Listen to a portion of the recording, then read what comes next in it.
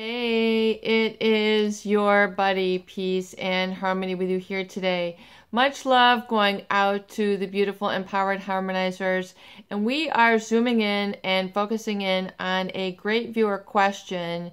And that is to better understand how self-sabotage becomes a result of psychopathic relationships or malignant narcissist relationships with those people who are intensely controlling, intensely manipulative, intensely power hungry as part of their relationship dynamic. They always want to keep a leg up on others. You in particular, if you have found yourself in a close or intimate or a familial or work relationship where you're encountering these people on a consistent or regular basis. And how does this lead to the self-detriment? How does this lead to self-sabotage? Even if you weren't really like a self-sabotaging person before, you were pretty secure in yourself, pretty comfortable, you had a lot going on, or at least some things going on in your life, you felt secure, and yet you feel like this relationship was a hit and run, where this person is not taking responsibility and accountability for how they hurt you, yet they're able to clearly see that they were in the wrong and they were unjust and unfair and really pathological and almost criminal in what they did. In other words, in terms of the intensity, it had that feeling to you. How does this become then the outplaying of self-sabotage? Well, realize that the body, the human physiology, has a fight or flight mechanism where you are launched into a certain ingrained, inherent reptilian reaction or behavior when you encounter such individuals. So when you are engaged in a relationship dynamic with them and you feel this sense of love or intimacy and a closeness is brewing, then you have something activated.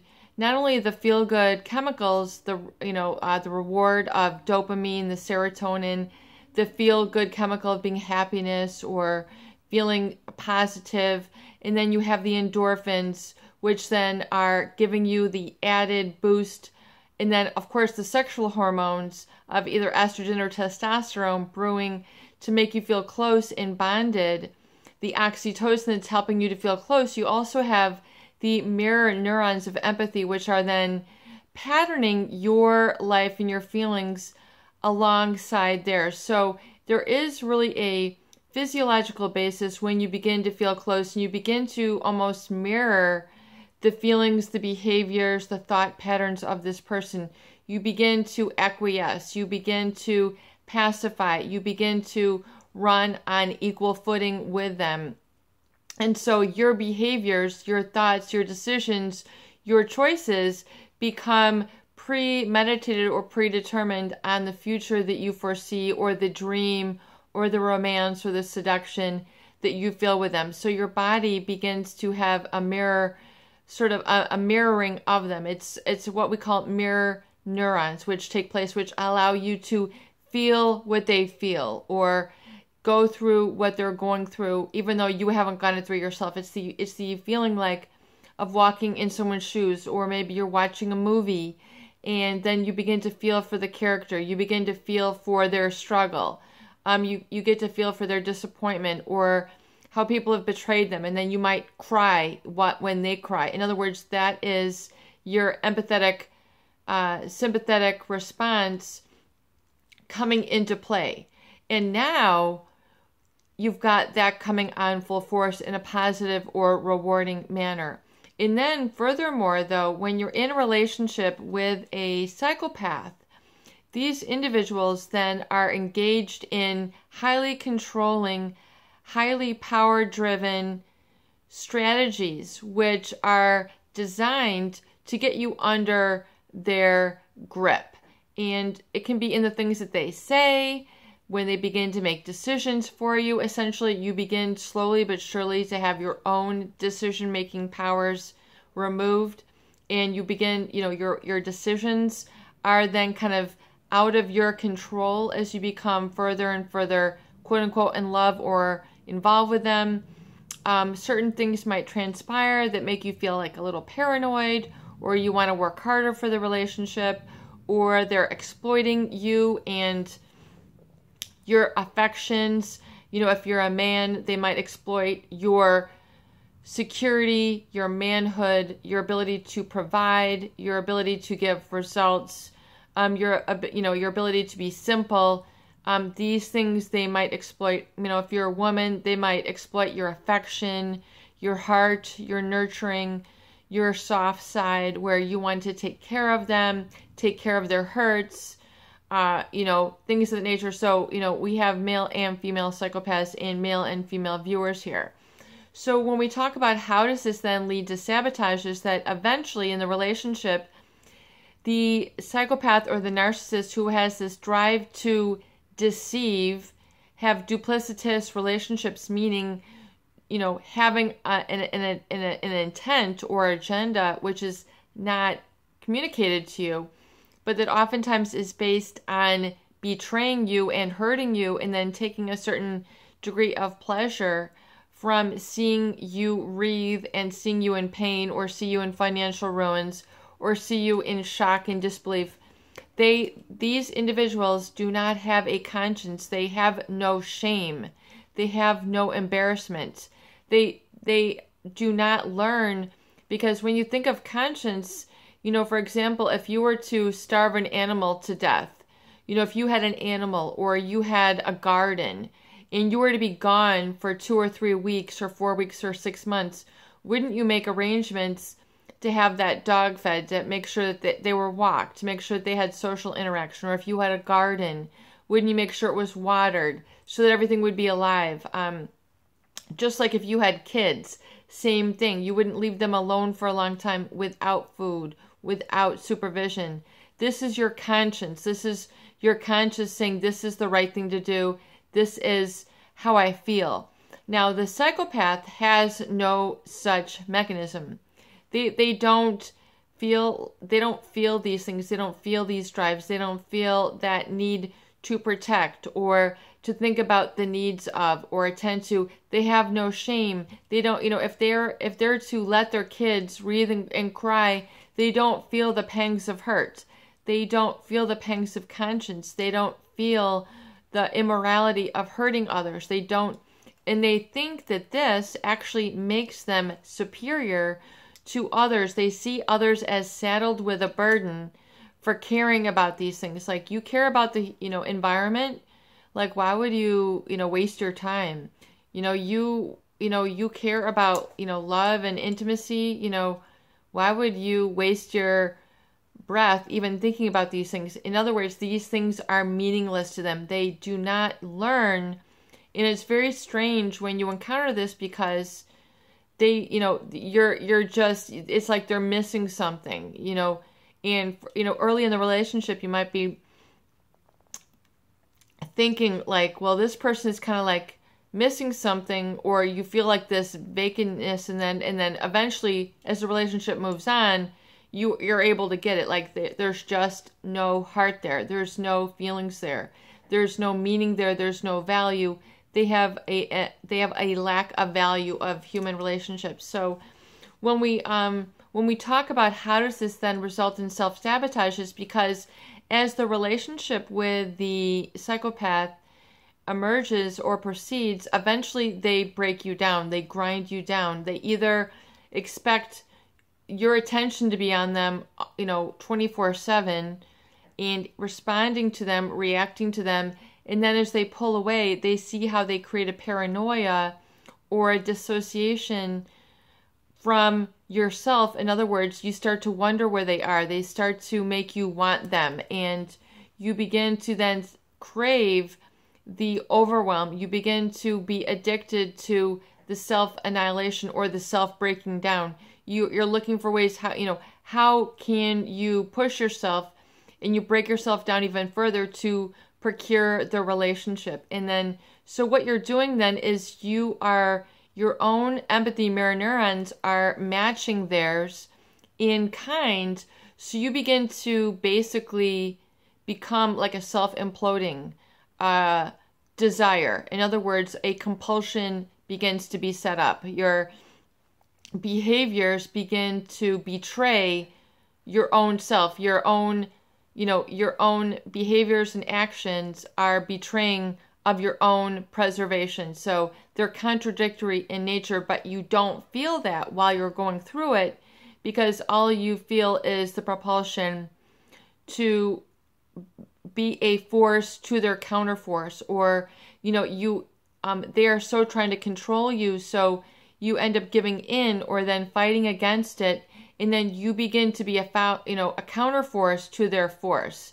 And so it becomes a very reactive and out of control discussion, physicality, needs, communication, as it really starts to get bad. And, you can feel like it's all for good, because they can make you feel like love must be the struggle, or this is what romance is. This is the high risk that we're entering into, this sort of impassioned or compulsive desire. Whether this is propagated in movies or books, whatever it is that maybe caused your judgment to slide or feed into this, it becomes a test of self-sabotage, where then you want to react in kind energy. In other words, your mirror neurons are now set afire and ablaze to then self-destroy. In other words, you're carrying the torch of destruction of yourself. So they begin to pass that torch of what they're feeling. In other words, how they want to simultaneously keep and burn bridges with people.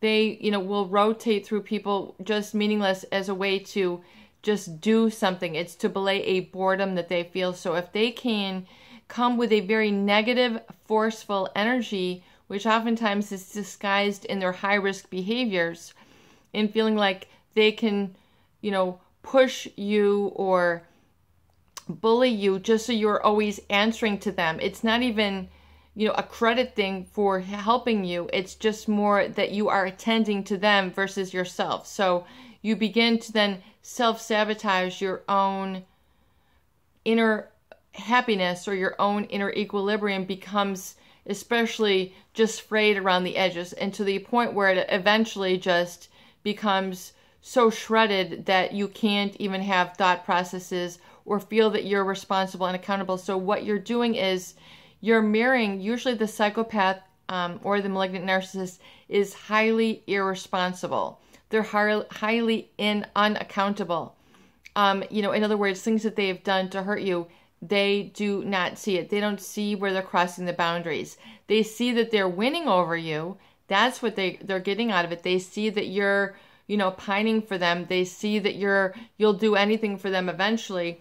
And they just continue to exploit and manipulate in that way. So it becomes then your mirror neurons are then set afire to match their need to manipulate, control, and destroy. It sounds like a big dramatic thing, and it is. So I do not want to underplay their role of how their desire to hurt and control others is part of their anti-boredom. I mean, this is just what they do. This is how they get by in life. It's just what amuses them. It's almost like an entertainment.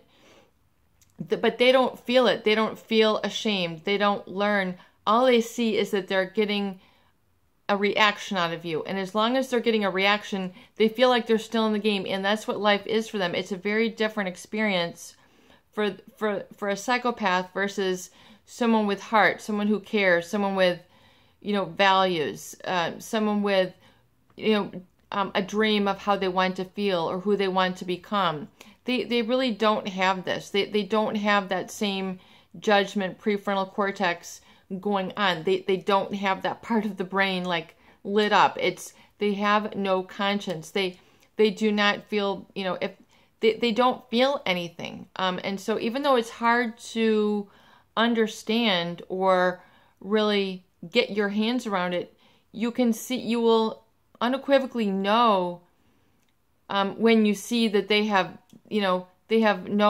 don't have any attachment. All they do is want power. They don't have a normal attachment, and they don't think about other people the way that others do. In other words, as long as they're getting reactions, that's all they care about. So if you see that then the psychopath need to kind of hurt others and exploit others because it makes them feel empowered, and that they're making an influence, and that then you are like picking up subliminally, subconsciously, unconsciously, their desire to have you frayed at the seams and ruined professionally, financially, sexually, your thoughts, all your good, the qualities that you will then come to doubt or no longer even know that you have. So that whole humane displacement, where you're displaced your personality, and you're now embodying a person that they are trying to create that is out of control, that's addicted to them. So it's a really lethal personal takeover that they seek to accomplish. And so that self-sabotage, in other words, destroying yourself financially, destroying yourself sexually, physically, trying to hurt yourself. People end up saying that they do all sorts of crazy things to try to keep themselves intact. Strange behaviors that are completely out of character with them. They begin engaging in these almost compulsive behaviors as a result of the mirror neurons, which is just part of your regular physiology. It's just who we are as people. But you really get to see the mirror neurons on display when you are engaged with these people, because you begin to literally, I feel it's very much like it's like a passing of the torch of self-deprecation, of self-sabotage, which means self-sabotage means it's like if you've ever, been in a relay race at school and someone passed you the baton, and here you go, and then you take it, and then you run with it, and you give it. It's really like a handing of self-destruction to you. Self-sabotage means ways that you should not inherently be hurting yourself. You are engaging now in self-injurious behaviors, maybe over drinking, smoking, cutting behaviors, bankrupting yourself, ruining your job, like to the point where you can't focus, where the relationship becomes more important than the job, losing sight of your education goals, fitness goals, health goals, your connection with your family. Everything seems to fall by the wayside. And then you become, as the viewer so aptly stated, you feel like an empty shell. It's just a complete vapidness, or really a goal of extinction of that person. And I say this with a lot of seriousness, and it's very, very serious and very scary. And so this, if you can understand then how this took place, and then now you say, okay, so I'm no longer, then when you see these ruminations or these feelings, say, I'm not going to pick up that baton of self-sabotage.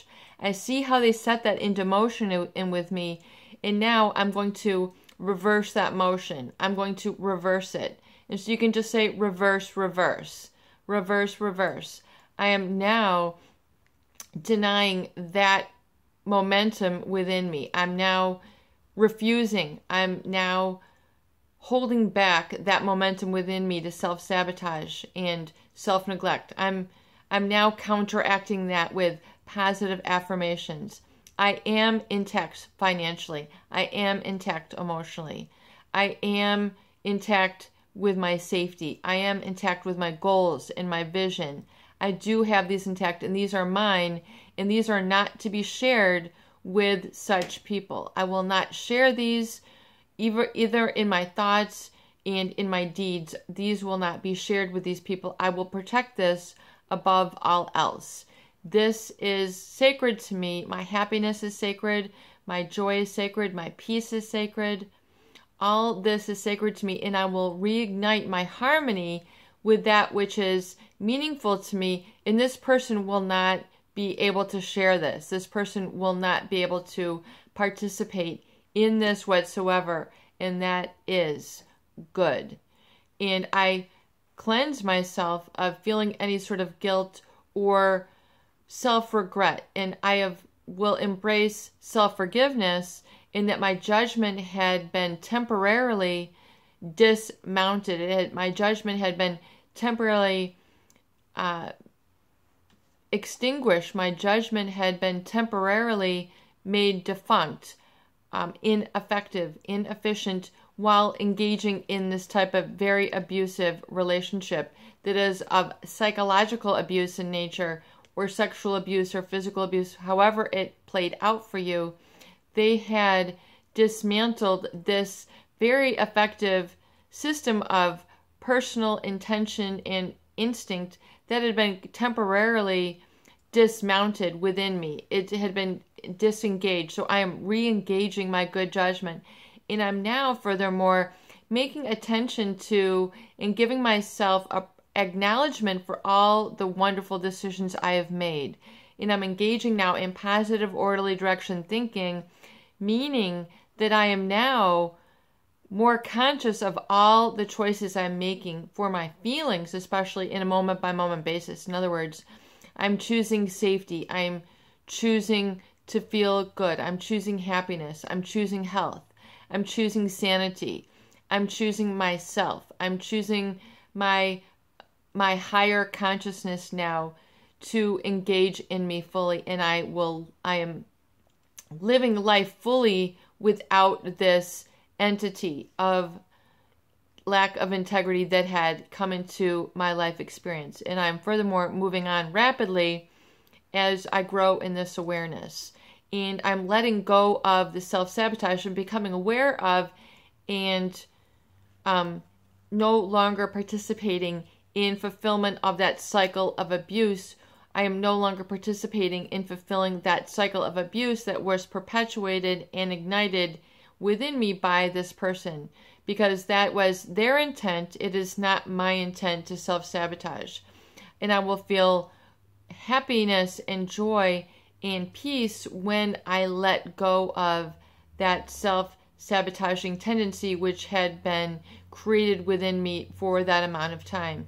Even if it was for several years, I am seeing it now, I'm letting it go now, and it feels so good to be liberated now that I'm not engaging in that self-sabotaging behaviors, those self-sabotaging feelings, those self-sabotaging thoughts, and those self-limiting beliefs which were instilled in me for the betterment of that person, but not for me.